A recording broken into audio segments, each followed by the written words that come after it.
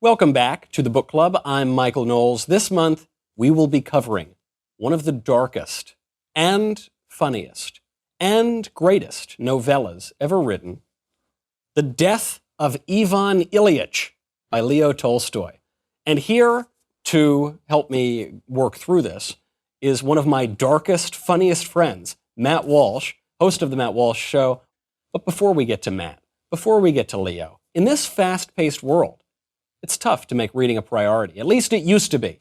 At thinker.org, they summarize the key ideas from new and noteworthy nonfiction, giving you access to an entire library of great books in bite-sized form. You can read or listen to hundreds of titles in a matter of minutes, from old classics like Dale Carnegie's How to Win Friends and Influence People, to recent bestsellers like Jordan Peterson's 12 Rules for Life. You can expand your horizons. You can challenge your preconceptions. Most important of all, you can sound smart at cocktail parties. You got to go to thinker.org, THINKR.org, to start a free trial and put your mind in motion. Now, from that high-minded, really exciting, lively thought, going to parties, expanding your mind, I want to bring us back to gory death. Matt, thank you for joining us on the show. Thanks for having me. I asked you, I said, what book do you want to do? You're a learned man. We could cover any range of topics. You didn't even hesitate. The Death of Ivan Ilyich. Yeah, it is very on brand for me. It's about death. And I think we talked about maybe doing confessions or something. There were a few options in the air. Yeah, I thought that's not intense enough. I need something even more depressing. Also, I've only read 3 books in my life. This is one of them. And it's a short one. It's a short one. Makes it easier. It's short, but it's really, really dense. Yeah. The book kind of gives away the end of it, doesn't it? I mean, there's not a lot of suspense here. Right. Ivan Ilyich is going to die. Would you mind just sort of summarizing what happens here? Yeah, it's so the book is about this guy, Ivan Ilyich, and he's sort of upper middle class, bureaucratic type of guy, and we're supposed to understand, very normal. In fact, there's a line in the book that's great. It's something like, he lived a very normal life, and thus it's such a terrible one. And that's Tolstoy's view of life, much like my own, I guess. But through a freak accident where he's hanging drapes, he falls and hits his side, and it does internal damage, and he doesn't realize at first, but soon comes to realize that there's serious injury. And the rest of the book is about him slowly dying. But what it's really about is his confrontation with mortality and his own death, and the people around him, their confrontation with it, or their refusal to confront it, which is the case for most of them. And that's really what the book's about. It's about take a guy, just a normal guy who's like most of us, lives and tries not to think about these things. Yeah. And now force him to think about it. Force him to deal with it. And what I like is that he's not getting out of it. Like, there isn't going to be any miraculous healing at the end. Yeah. It's not going to happen. He is going to die, and you know that as the reader, and you're waiting for him to catch up and realize it. And that's the whole story. It's all about his internal struggle to deal with this horrible reality. It's all about ordinary things. It's so much of the brilliance of the book is Tolstoy going into this perfect, characteristic depth on all these little details. Like, as you say, this isn't a bad guy. He's a perfectly fine guy. Ivan Ilyich, he gets married, not because he, is madly in love with his wife. But that's what you're supposed to do. She's fine. He kind of goes through his career because he's a bright young boy. He's called the Phoenix of the family. And so people think, he's getting good grades. So he goes to law school, and he has his career, and he gets the right government job, and he goes to play cards all the time. That's kind of his big pleasure. And then he gets a little bit of money, and he gets a house. And what kind of furniture does he get? He doesn't get really nice furniture. He just gets that furniture that all the yuppies get, that they think rich people have, but it's actually just the stuff that all the yuppies get because they think the rich people have it. So it all kind of looks the same, but they're all, aspiring. It's like the IKEA furniture of its day, perhaps. Yeah. Or maybe a step above it. A step above. Maybe it's like, I don't know, Pottery Barn. I don't know, there we something go. like that, right? It's all this.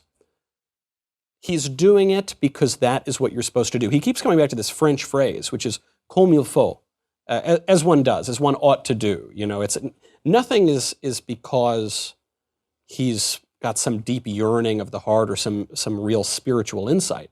It's just that this is the life that one happens to lead. And when he has to face death for the first time in his life, he starts to think, wait a second, I hate my life, I hate my wife, I hate this family around me, I kind of hate the way that people interact. I hate it all. And it's not a happy death, at least not until the very end. Yeah, I love it. At the end, he stumbles on this idea of I haven't lived as I ought to have lived, and that occurs to him days before his death. And at first, he reacts to it with almost like it's an absurd thought. Like, what do you mean I haven't lived as I ought to? Because he starts reviewing in his mind, well, I had a good job, and I lived a decorous life according to the values of his day, and the idea that could somehow be wrong, or that that's not enough, that there should have been more to life, had hardly occurred to him, and now all of these things that had never occurred to him now are. So there's a line in the book that I like where he says he's thinking about death, and it says that Tolstoy says that death is presenting itself to him, and there's nothing he can do with it except to look at it and suffer. Because it's there. You can't do anything about it. And this makes me think to current day, a lot of what's happened really over the last year with society forced to have, or at least given the opportunity to have its own death of Ivan Ilyich moment, confronting the reality of your own mortality. But so many people recoiled from that and thought, well, there's got to be something we can do about this. Like the fact that we're mortal and we're going to die. There must be something we can do. We have to do something. A lot of the policies that we put in place for COVID, it's not that it necessarily makes sense, but it's something. And so there was this attitude of, well, do something, just do anything, because we can't allow this to be real. We can't allow ourselves to be mortal. And actually on the topic of the last year that we've all endured, this public health regime that we're living in, Tolstoy makes an explicit point to go after doctors and medical experts in Death of Ivan Ilyich. He says, and the doctors all came and they didn't really know what the problem was. Well, no, they all knew. It's just that they all had completely different answers for what the problem was. And so he goes to one, Ivan goes to one doctor and that doesn't really work. And he goes to another homeopathic doctor and that doesn't work. And then he starts to think about praying to icons. And that's a step too far for him. He says, I ain't doing that. I'm going back to the doctors, even though I think they're all a bunch of idiots. Ultimately, they don't help him. The guy's got to die. Yeah. Really, in the last hours, he experiences some freedom in simply accepting what he had no choice but to accept from the beginning anyway. And there's a line at the end, another great line, where he says this is the end of death. He realizes that that's what death is. I kind of like how, so when I first read this book, I expected it to be a lot more explicitly religious than it was. Yes, yeah. And there's some of that, but Tolstoy doesn't really tell us a lot about his religious status. I think we're given the impression that he's just he's not an atheist or anything. He doesn't really have a definite stance on religion. It's sort of part of it's in the peripheral, it's part of his life. He does resort to praying a couple of times very briefly, but there's never that intent, that really explicit moment where he has this conversion experience. I'm a big Dostoevsky fan, but I think that if Dostoevsky had this story, there would have been a much more intense and expressive and explicit moment where he's coming to Christ. And Tolstoy can't do that. Because, Tolstoy bears some similarities to Mr. Ilyich here. Yeah. I mean, even in difficult marriage, kind of heterodox religious views, Tolstoy himself had a religious conversion, but it was a little weird. I mean, it certainly wasn't exactly orthodox. And there's this great, I'm not going to say it's my favorite moment in the story, but it's the one I found the funniest. And I knew when you recommended it to me that it would be very dark and very funny. And there's this moment where his wife, who he hates this poor wife, and she's sort of not that lovable anyway. Yeah. But she says, hey, would you please would you please take communion? And he says, I don't want communion. I don't want to confess, and I don't want some priest. She goes, please for me. And he goes, fine, I'll do it. And he does it. And he actually starts to feel better. He says, when he took communion, there were tears in his eyes. And just to give you a little sense of the language here of this dark Russian literature, she asks him, oh, you feel better, right? And he goes, he's gritting his teeth. He goes, yeah, I do. And he says, as he's looking at her, he thinks, this is wrong. Everything you, thinking of his wife, have lived by and still do is a lie, a deception that hides life and death away from you. And the moment this thought occurred to him, I can't even get through it without laughing, his hatred welled up, and along with the hatred came physical suffering and agony. And along with the agony came awareness of the inevitable destruction that was now so close. And so he's still looking at her, and he screams, get out, go away, leave me alone. Then chapter 12, the first sentence. From that moment on, the screaming began. It really doesn't. Now, I don't know if that was supposed to be a funny part or not. But you have a more morbid sense of humor than I do. I think I may. It's just so, he has this beautiful moment. Finally, his wife brings him to communion. He says, oh, good. But then he looks at her again. He says, I hate you. I get out. Tolstoy's great at this novel anyway. Some of the absurdity that it doesn't immediately seem funny, but it is funny. There's a scene in the very beginning where it's kind of the book starts at the end and then goes back, but Tolstoy's already, Ilyich is already dead, and his so-called friends are at the funeral service, and all they could think about is leaving so they can go play cards. Because within the first few lines, they say Ivan Ilyich is dead, right. And then they say, "Oh, okay, I got to get back. When do you play cards later?" But the line you're talking about there, that kind of shows you what Tolstoy does here, where he never gives you the easy way out. Because the first time I read it, I kept waiting for. And I've read that scene, and I thought, okay, he's received communion. This is going to be the moment where he has the conversion. His wife comes in, and they kiss and make up, and then we're going to ride this out, and for the next couple of pages. He never gives you that because each time you think that has happened, it's like Ilyich pulls back because he's resisting. He doesn't want to be. He's resisting becoming a virtuous person, even almost to the very last breath. Right, because he does have, in a sense, a kind of religious way. He sees the light. He literally sees the light at the end of the book. But there is this question. As you say, I don't think the point of the story is, and if we all learn the lessons of Ivan Ilyich, then we'll all be good people. I think the lesson here is, if he had miraculously recovered at the end, he would have gone right back to playing cards and hating his wife, and he wouldn't. The problems that he is facing, these quotidian, ordinary, everyday problems, are widespread and, in a way, almost impossible to overcome. That's why we see ourselves in the story.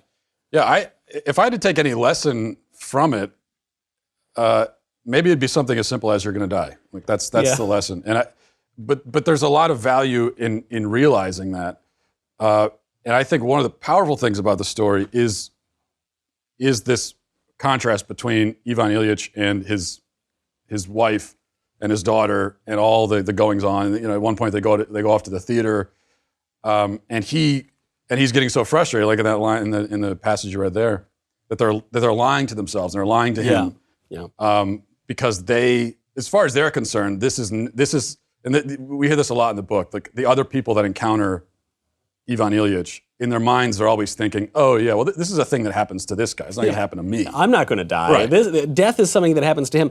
There's one person in the whole book that does not lie to Ivan Ilyich about this fact of mortality, and coincidentally is the only guy that Ivan likes. Right. And it's this peasant servant.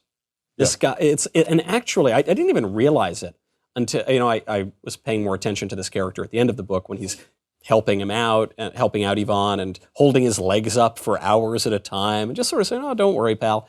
And the character's name is Gerasim.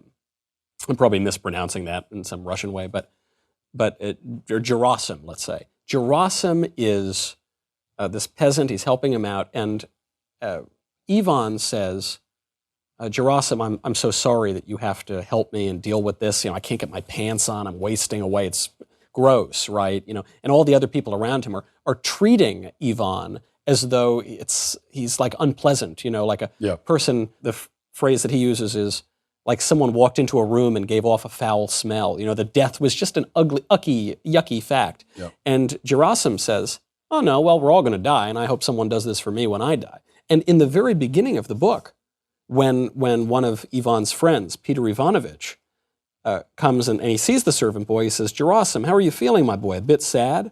And Gerasim says, 'tis God's will, sir. 'Twill come to us all.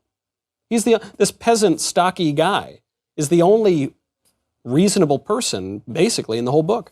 Yeah, and he doesn't baby Ivan Ilyich, but the fact that he will simply acknowledge the reality, makes Ivan Ilyich. I think it's the first time he doesn't feel completely alone, because it's got to be a very isolating.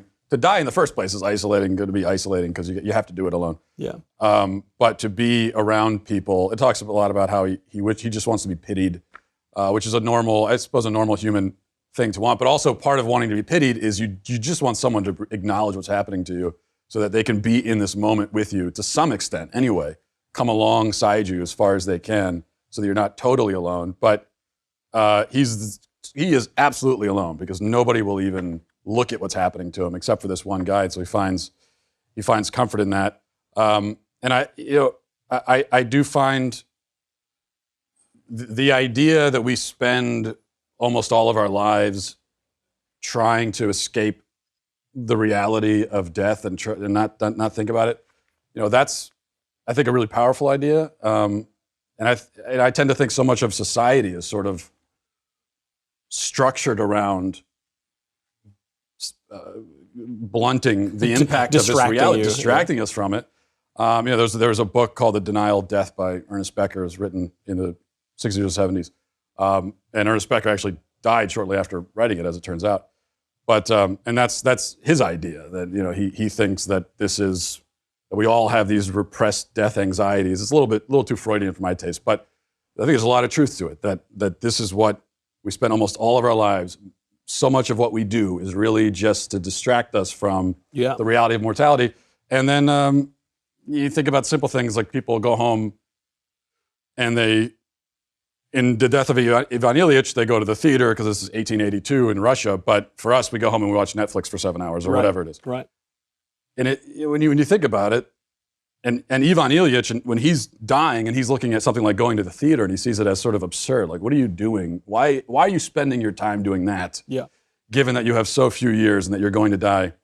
I think if Ivan Ilyich were to look at people sitting around staring at a screen for 6 hours at night, he would say, why is this what you're choosing to do? You do realize that one of these days you're going to die, right? So I think that's of part course. of what we take from this. And you can't.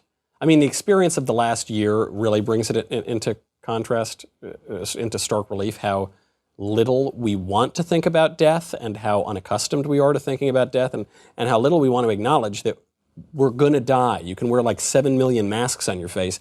One day, I promise you, you will die. And it's interesting that he didn't have a bad childhood. Ivan Ilyich says his life just got worse and worse and worse. He said his last good memory was sometime around law school, and then after that, it really, really goes downhill.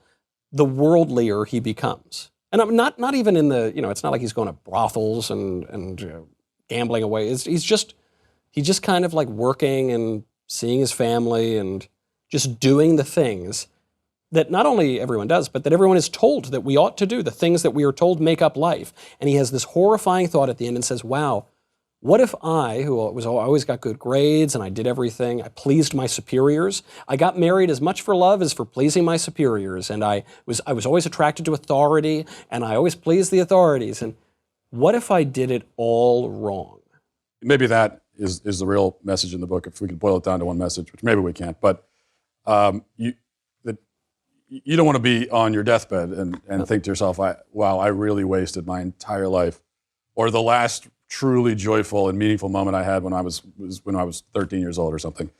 But that's probably the situation that a lot of people are going to be in. And the weird thing is that we all sort of know in a certain level that realization and that moment is coming. We all kind of, it's not that surprising. You sort of know that it's going to happen, and that so much of what you're doing right now, eventually you're going to look back on and say, "Why the hell was I doing that? Yeah. Why did I care about that of all things?"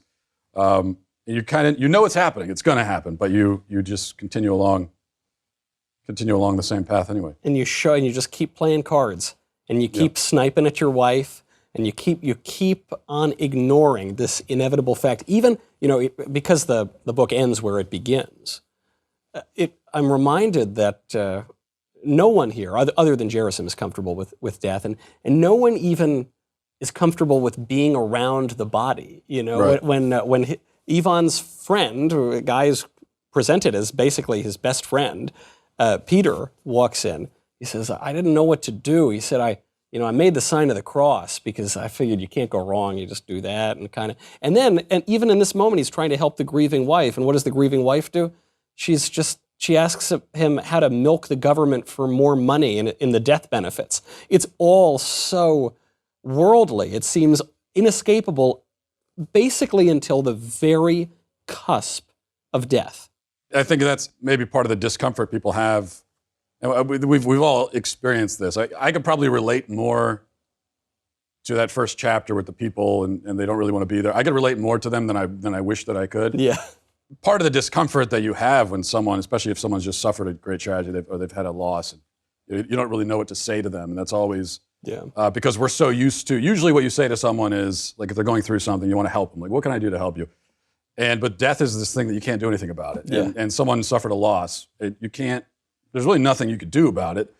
And when there's this reality that we can't do anything about, we don't really know how to respond to it or what to say in the face of it. And so we try to sort of navigate around it. I think this might be, maybe it's a stretch, but if I were to relate this to modern day and symptoms of the denial of death in our culture today, obviously we find it in COVID in the last year. Also, I was thinking about this today. I sort of see it even in the fact that we elected a 78-year-old president. Yeah, that's a good point. Because it in reality, it's a totally absurd thing to do, to elect a guy 78 years old to president. It makes no sense. It's crazy. Even if he was the greatest, even if he could have been the greatest president ever, which was not the case for Biden, but even if, let's just say, it's like the perfect guy, to elect him president at 78 is insane, because we all start to decay and fall apart at a certain age. And that's going to happen to everybody. And once you get to 80, your chance of becoming senile is quite significant, especially if you have this. And you see it even in the delay of having children. People seem to think they can put that off forever, but you can't. Even in the reluctance to have children, people seem to think, I won't need anyone to take care of me someday. I'll find my own Gerasim or something. Yeah, exactly. When you make this point about, well, we can't elect a guy who's 78 years old, what you hear is, well, age is just a number, and there's no reason why a guy can't do it at that age. Well, there is a reason, and the reason is that we're mortal, and we're all, and you get to a certain age, and you're near death, and that's it. And we have to acknowledge that reality and respond to it in some way. That is, by the way, that could be the Matt Walsh Cliff Notes version of the book. Is you get to a certain age and you're near death, and we all have to acknowledge that at some point. We do, and we're all nearer death than we want to be. Yeah, I've been dying since the day I was born. Exactly. That's what I've been told, right. But we refuse to confront that. And so you see this obviously in modernity when we put off doing things and we just keep, Ivan Ilyich is a magistrate. He's got this kind of whatever job, so people, they'll put off the important parts of their lives, the preparing themselves for death, to what? They go to the widget factory and they work on spreadsheets and they do this and they watch Netflix and they do whatever, and they play cards. I mean, what it basically is the equivalent of Ivan playing cards until some small accident starts to remind you of these sorts of realities, and maybe I think we can prepare for that inevitability. In better ways than others, maybe by reading Tolstoy, maybe by reading literature and thinking about these things, maybe by praying, maybe by trying to prepare our souls. But perhaps to a certain degree, we are pulled in by the deceptions of this world. and we're pulled in by the ridiculous desire for an immortality that is, at least on this earth, it will be denied to us. Right. That's why there can be value, even though it seems morbid. There can be value in simply looking at this reality of death and not doing anything about it, but looking at it, like it's, look at it and suffer, and you are going to suffer a little bit when you look at it because it's there. I was in Nevada a few days ago, and we were in the desert, and it was beautiful, and there are kind of like mountains in the distance, and there's these dark, ominous storm clouds over the mountains, and it never came to us. It was windy, but we never got the storm. But I think death is sort of like that for most of us. It's these storm clouds in the distance in the mountains, and you could choose not to look at it if you don't want to, but it's still there. It's this presence that's there, and the clouds are coming closer and closer, and one day they're going to be right over you, and it's going to be dark. And you can't. And there's a balance. So you can't live every second of your life obsessing over those clouds, but at the same time, to live every second refusing to look at what's there, right? You're going to end up living this shallow, ridiculous this artificial life. I mean, he does this, when he gets sick and he knows it's not looking great. He tries to go to work and focus on the documents. Right. But then there it is. There's that little pain. There's that little jab in the side, that reminder that actually you can't prolong this forever. Yeah, and I like every little detail in the book. I think is brilliant. And it's such a short book that he has to pack so much into each. Yeah. No, I find if you look at my dog ears, it's just it's just every page. It's right. It's every single page. What it was that caused this, the fact that he was hanging drapes. Yeah. And Tolstoy spends a little bit of time talking about how he's decorating his house because he just got a promotion. Yeah. And he's moving to a new place. He's going to get more money, and he's really excited about it. And he's getting the house all set up, and his family's visiting relatives. And he's hanging drapes, and that's it. And then later on he realizes, like, I gave my life to hang drapes. That's what does it. And right. Yeah, but there's going to be something. There's going to be something that does it. I'll make these calculations, and it's absurd to do, but I'll sometimes make these calculations. Like I'm terrified of flying, even though I do it all the time, and I realize it's irrational fear. It's an irrational fear because flying is so safe. But every time I get on a plane and I think, where am I going right now? Do I really want to die for this? Like, if I'm going to be so annoyed if this plane goes down and I died for the sake of doing whatever it is I'm doing right now. Yeah. I see a great novel to be written here by like Matovskov, Walshasovsky, on this sort of morbid fascination with death on the airplane. Yeah. The airplanes are a place to reflect on. In fact, I reread this on an airplane, which was not, I discovered not a good. No, not a good combination, really. I love this final moment, which we would be remiss if we left it out. He's there, his son touches his hand, the wife is there. His hatred for them abates in this moment as he's starting to see the light. And he knows they'll be better off without him. And probably they will. And he's so weak, but he tries to say, "Forgive me," to his wife. And but he can't get it out. And he says, "For goodness," or for, it's like a little hard with the translation. But it's sort of unclear. And then he waves his hand and says, the only person who needed to hear it heard it. Right. Meaning the guy that he's about to go see. And he just sort of waves it away. And even in that moment, you don't get that reconciliation here on earth. You're not going to get that. That's not what you were fated for. Yeah, I thought it was, the way the ending was handled was perfect. Because part of me wants that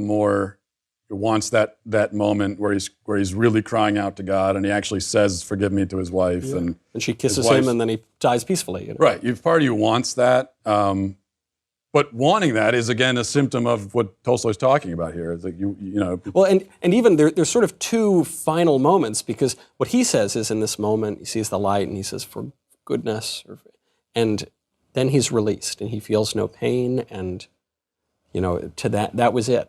But in reality, in the physical world that his family's seeing, he goes on screaming for like 2 more hours. Right. I mean, she says at the end, oh, he was screaming in pain till the very end, even though to him, he's not. To him, when he does make that turn toward the light and forgiveness, and he actually is free from pain. And he says, he was holding on to this world. He refused to go away, even as much as he kind of hated these things around him.